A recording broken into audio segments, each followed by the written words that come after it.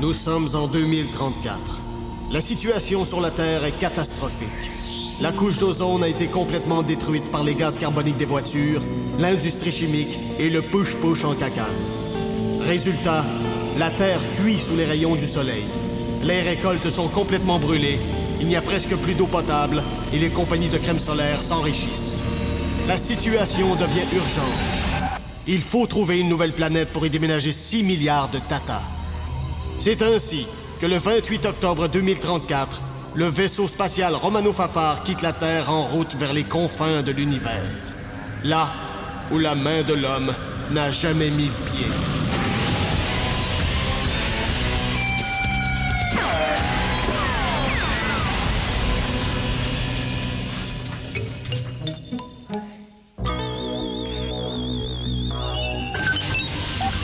Attention, mon Bob! 2467e astéroïde à 22 degrés! Mais les déchargeurs! Cet astéroïde drogué! Non, mais ça a-tu fini de brasser? J'essaie de me maquiller, moi. Capitaine, plus de traces d'astéroïdes. Oh, est-ce qu'on s'en est sorti? Bravo, les gars! 32 heures consécutives réveillées à piloter dans un champ d'astéroïdes. Ce doit être un record. Ah, y a rien là, capitaine. J'ai déjà passé 48 heures consécutives dans un champ de fraises. Je pilotais pas, là, mais maudit que j'ai eu mal au ventre, par exemple. Vous méritez un bon repos. Merci, capitaine. Je vais aller me reposer. Enfin, c'est le système solaire Paparman 2. Combien de planètes compte ce système solaire, Gervais? Ce système compte 162 planètes qui gravitent autour d'un même soleil, capitaine. Peut-être que nos futurs enfants vont naître dans cette galaxie-là! Oui, bon. C'était de la joie générale, là. De la joie d'équipage. Je suis heureuse pour nous tous. Et pour tous nos futurs enfants. Yeah, yeah, yeah.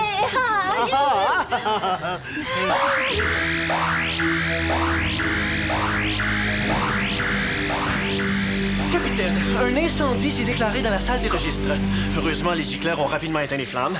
Puis moi, je me suis sauvé le châtain pour me faire mouiller. Pas pire, hein? Vous étiez encore en train de vous faire cuire des guimauves avec un fer à souder dans la salle d'information. C'est pas de ma faute. J'ai échappé le fer à souder quand Bob a percuté un astéroïde. Je peux pas croire que je laisse ma vie entre les mains d'un tweet qui a gagné... Non, s'il vous plaît, qui a gagné son permis de conduire dans une boîte de pizza pochette. Mais 1 sur 2468, je trouve pas ça si pire, moi. Ah, tiens, Valence, vous avez changé votre style de maquillage? Psychologue à temps plein, clown à temps partiel. Qu'est-ce que vous reprochez au pilotage de Bob Brad? Eh bien, si mes calculs sont exacts, capitaine, et ils le sont toujours, Bob percute un corps céleste à peu près une fois par semaine, entraînant des coûts de 326 000 $ à chaque fois. Donc, si on calcule bien, Bob coûte à cette mission 1,454 milliard $ par année. Je suggère donc que ce montant soit enlevé de sa paye, ce qui lui ferait un salaire annuel de moins 1,354 654 000 $. Laissez-moi corriger Brad, capitaine. Depuis notre départ de la Terre, Bob n'a accroché que 3 astéroïdes et il nous a sûrement sauvé la vie une bonne demi-douzaine de fois. Je suggère donc que ces 6 sauvetages soient retirés sur la vie de Brad, ce qui lui donnerait un grand total de moins 5 vies. Tu sais pas à qui t'as affaire, la canisse. Je le sais parfaitement. J'ai affaire à Brad Spitfire, scientifique de 2e classe, narcissique et prétentieux qui a présentement son zipper ouvert. Non, vous avez...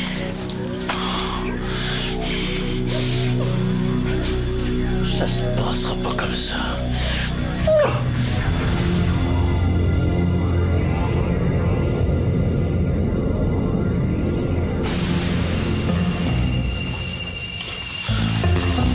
Prétentieux. Narcissique. On est un ordinateur de bord et on veut faire son fin-fin.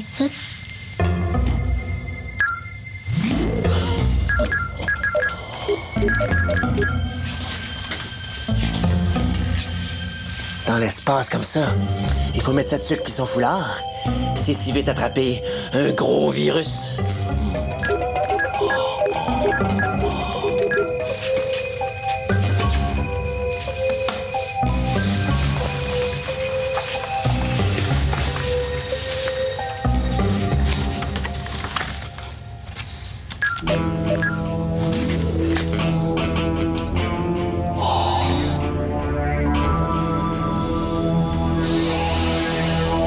Valence, fais attention. Ton comportement de tout à l'heure nous a presque trahi. Tu dois calmer tes ardeurs amoureuses en présence des autres membres d'équipage. Sinon quoi? Sinon, je vais finir par être obligé de t'embrasser.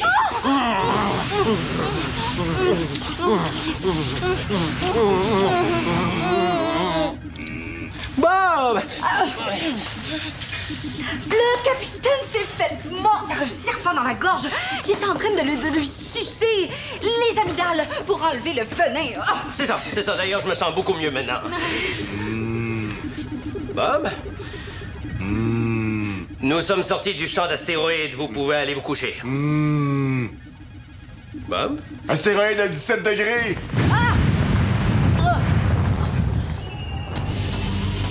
Oh non, mon Dieu! Bob fait de l'agitatus diurnelonas. Oh non. Ça veut dire qu'il est somnambule. Ah oui, je le savais. Astéroïde en forme de pogo, 98 degrés!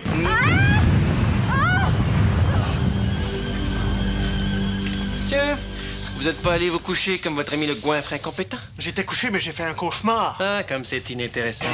J'ai rêvé qu'un scientifique jaloux mettait un virus dans l'ordinateur central. Oui, c'est spécial.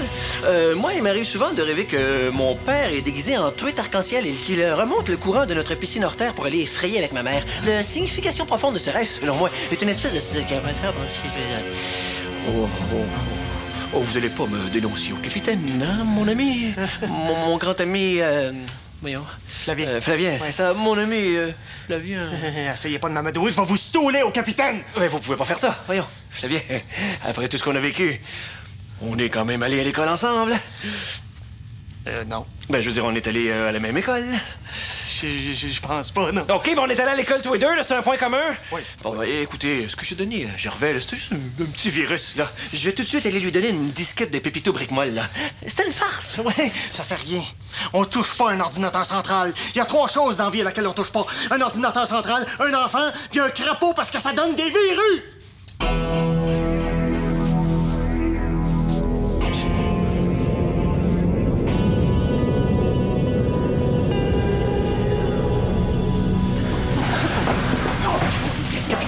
J'ai quelque chose à vous annoncer. Flavien, on a un grave problème. Bob est somnambule. Non. Oui, il faut agir au plus vite. Astéroïde en forme de tarte au sucre à 350 degrés! De toute façon, il a beau être endormi, je pense pas que les capacités mentales de Bob peuvent être plus basses que d'habitude. Je vous l'emprunte un instant. Plus besoin d'en parler au capitaine. C'est réglé, j'ai enlevé le virus à Gervais. Le capitaine doit quand même le savoir. Est-ce que vous savez ce que je tiens dans ma main? Oui, c'est mon bras et lâchez-le. Non, je tiens actuellement un détonateur de modèle XXK56 qui est prêt à être utilisé. Les charges sont installées sur les cordes de votre guitare au moment où on se parle. Oh non, pas ma guitare, s'il vous plaît, Brad, non! Exactement. Pensez-y comme il faut avant de me dénoncer. Ça pourrait prendre des centaines de galaxies avant de trouver une autre guitare. Si bien sûr, vous en trouvez une autre. Valence, il faut le réveiller. Non, surtout pas. Il faut le laisser se réveiller par lui-même. C'est très dangereux de brusquer un somnambule. Il peut faire une crise cardiaque et mourir. En tout cas, ça nous ferait plus de bouffe pour nous autres. C'est une joke. Mais c'est quand même vrai que ça nous ferait plus de bouffe. Mais c'est quand même vrai que c'est une joke. C'est peut-être dangereux de réveiller un somnambule, mais on est foutu si jamais on doit passer en vitesse super-espace. Vitesse super-espace! Vitesse normale? Vitesse normale! Wow, Bob! Faites-le dindon! Il est presque plus efficace endormi. Bob, faites la chèvre. Faites le crapet soleil. Brad, ça suffit. Oui. Capitaine, j'ai quelque chose à vous dire. C'est à propos de Brad. Il a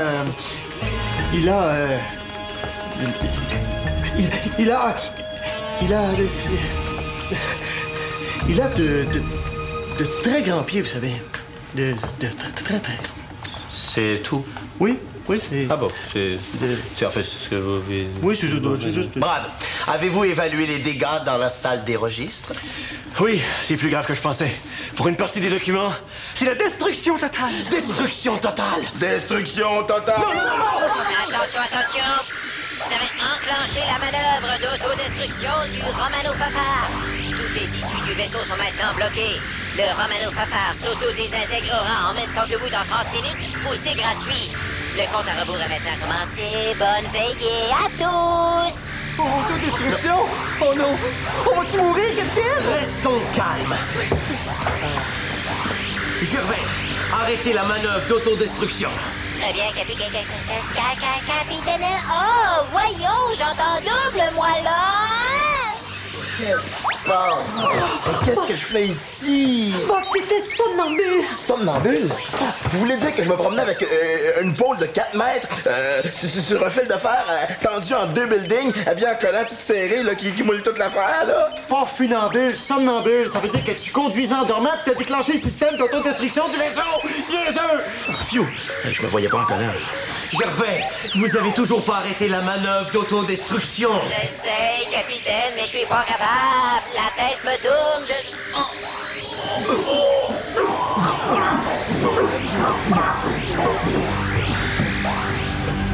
Vous m'aviez dit que vous aviez enlevé le virus à Gervais. Soit que vous m'avez menti, ou soit que vous êtes un menteur. Je pouvais pas savoir, moi, que l'imbécile récidiviste déclencherait l'autodestruction. Me dénoncer au capitaine, ça donnerait rien.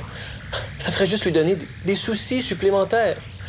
Vous voulez pas nuire au capitaine en pleine situation d'urgence? Flavien. Mais qu'est-ce que vous faites ici? On est en alerte Bourgogne. On n'arrive pas à arrêter la manœuvre d'autodestruction et Gervais est complètement détraqué. On dirait qu'il est fiévreux et délire. Destruction totale dans 26 minutes. Non, écoutez bien. Ce compte à rebours est commandité par Rugel Bougie. Pour de préarrangements comme vous les aimez, appelez Monsieur Bougie. Bougie, vous voyez. Capitaine, Brad a... Gervais a une gastroentérite. Merde. Oui, c'est le cas de le dire, oui. Je sais qu'il existe un code de 10 chiffres pour arrêter n'importe quelle manœuvre en cas de panne de l'ordinateur de bord. Il doit être inscrit quelque part. Aidez-moi à fouiller les registres. Non, mais s'il vous plaît. Non.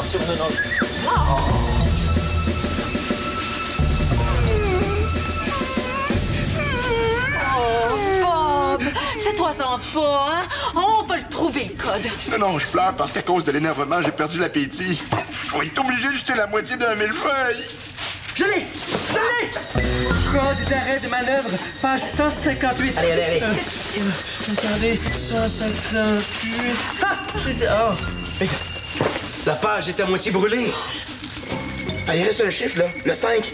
On peut peut-être essayer le 514-555-2525. Bob, vous connaissez le code. Non, mais je me sais, c'est le numéro de pizza d'Atoni, là, tu sais. Bob, 10 chiffres dans le désordre. Vous savez, ça fait combien de possibilités? Plusieurs. Ça fait 10 à la puissance 9. Ce qui fait 10 fois 10 fois 10 fois 10, ce qui donne 1 milliard de possibilités exactement. Destruction totale dans 24 minutes. Grouillez-vous, ça va mal à la jambe. Gervais, donne-moi le code. Gervais! Il faut que le code soit disponible ailleurs dans le vaisseau. J'ai bien peur que non, capitaine. Les deux seuls endroits où le code était disponible, c'était dans ce registre et dans l'ordinateur central qui répond plus. Oh. L'heure est grave. Équipage du Romano Fafard, nous passons, nous traversons, nous vivons. Ça va pas bien pantoute, hein? Non. Notre ordinateur de bord est détraqué et le code d'arrêt de la manœuvre est introuvable. Chacun de vous devra s'employer à essayer de trouver une solution. Si nous voulons nous en sortir. Indemne. Hey! En cas d'urgence, on peut peut-être essayer le téléphone rouge? Oui, le téléphone rouge. Peut-être qu'il peut nous donner le code. Ah, je pensais plus à commander du poulet, mais bon, on peut aussi chercher le code, là. Bob et Flavien, occupez-vous du téléphone rouge immédiatement. Oui, capitaine!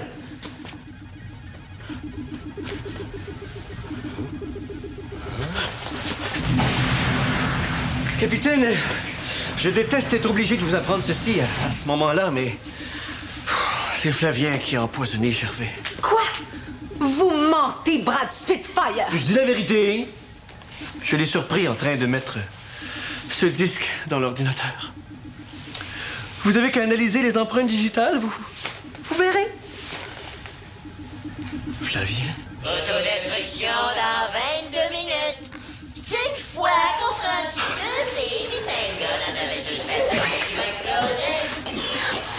Peu importe ce que Flavien a fait ou a pas fait, il faut absolument arrêter ce décompte, Brad. Vous êtes le scientifique. Avez-vous une petite idée à nous suggérer? Mais parfaitement. Panique générale!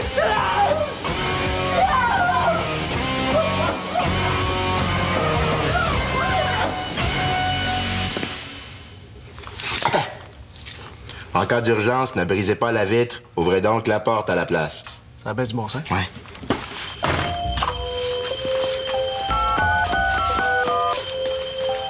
Bonjour et bienvenue au service d'assistance du Romano Fafard. Vous avez 3 options. Pour un déménagement ou un changement d'adresse de station orbitale, appuyez sur le 1 maintenant. Pour avoir plus d'informations sur le menu de la cafétéria du vaisseau, appuyez sur le 2. Laisse faire, on n'a pas le temps! Pour de l'information se rapportant au vaisseau que vous pilotez, appuyez sur le 3. Vous avez maintenant 6489 options. Autodestruction dans 18 minutes. Oh, j'en connais une gang qui vont péter. Bob, on n'aura jamais les informations à temps!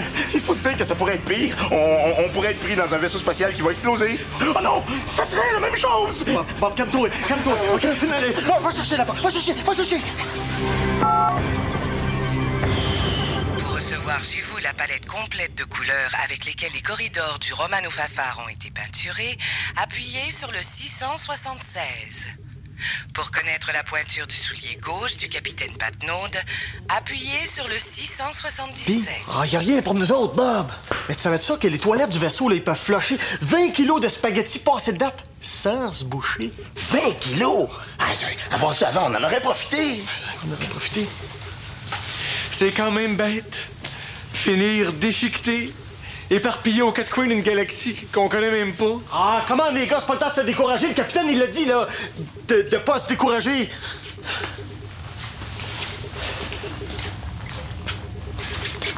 Qu'est-ce que tu fais, Bob? Je fais mon testament. Je lègue tout ce qui se trouve dans mon 1,5 sur Terre à mon cousin Bobby. Soit ma perruche répondant affectueusement au nom de Pogo, mon chat répondant affectueusement au nom de Pogo, et 42 caisses de Pogo qui ne répondent pas, mais qui sont quand même assez affectueux, hein? Pourquoi moi? Dire que j'aurais pu être sur Terre en train de gagner le prix Nobel de physique? Ou de le voler à celui qui l'aurait gagné? Puis moi, je pourrais être sur Terre juste en train de pas mourir. Je me rappelle, quand j'étais petit, je partais à l'école le matin avec ma chemise en tôle parce que les petits gars me pitchaient des roches dans la cour de récréation. C'était le bon temps. 10 minutes avant autodestruction. J'avais vraiment plus l'air affilé. Il fait même plus de joke. Tout ça parce que vous êtes trop empotés et incompétents pour voler dans un champ d'astéroïdes sans en frapper un. Je vais vous en ramasser quelqu'un en arrière de la tête. Hey, les gars, c'est pas le temps de vous taper sa gueule! Oui, on fait une dernière bataille juste avant de mourir.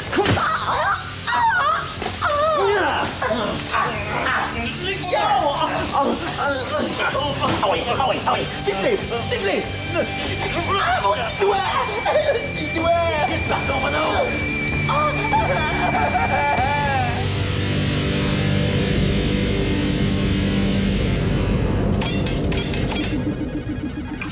Valence, vous pouvez pas rester assise à rien faire alors que tout va exploser. Vous avez raison. Je vais me lever debout. Après tout, faut Faut voir le côté positif de la chose, hein? Il nous faut tous mourir un jour ou l'autre. Ben, pour nous autres, ça va être fait.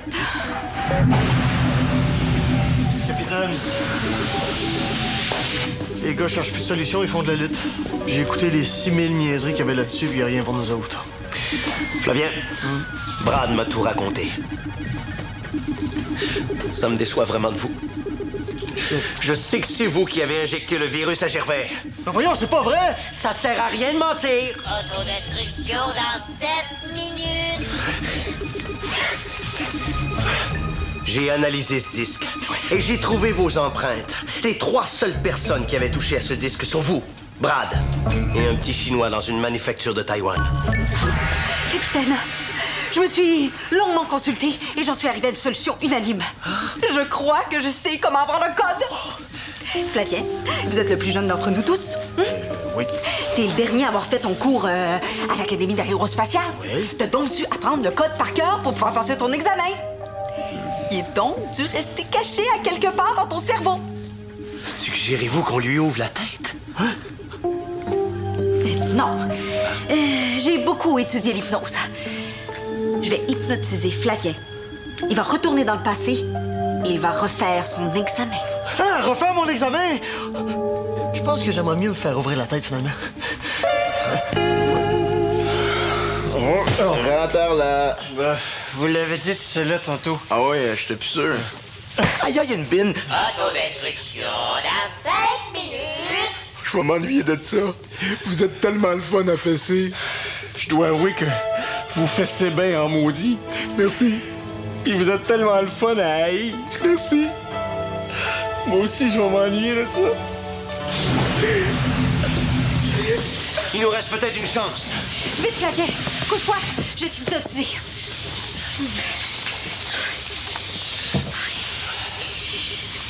Tes paupières sont lourdes. Tu t'endors. Pas en tout, j'ai juste envie de fesser quelqu'un. Ah, wow. Et en plus, il était propre. Flavien, retourne dans le passé et dis-nous ce que tu vois. Je vois... Bob. Hey, il me voit. C'est super. You, Bob.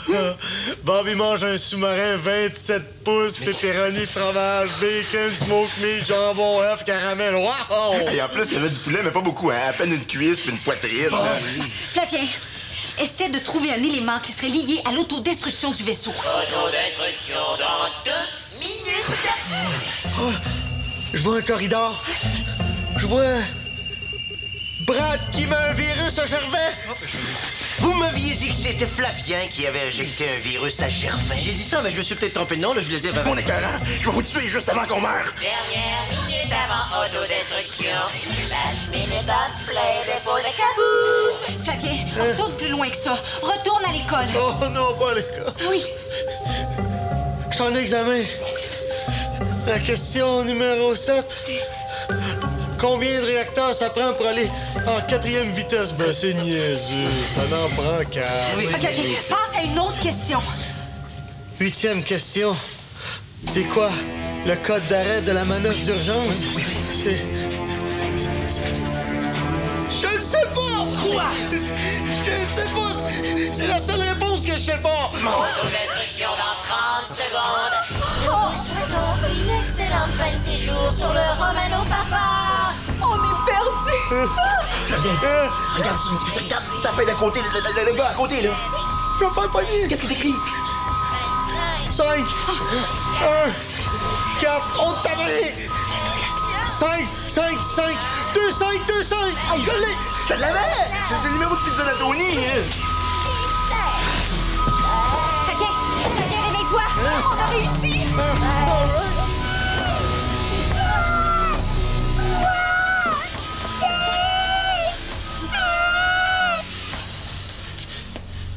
Votre code est erroné. Je procède maintenant à l'autodestruction du vaisseau.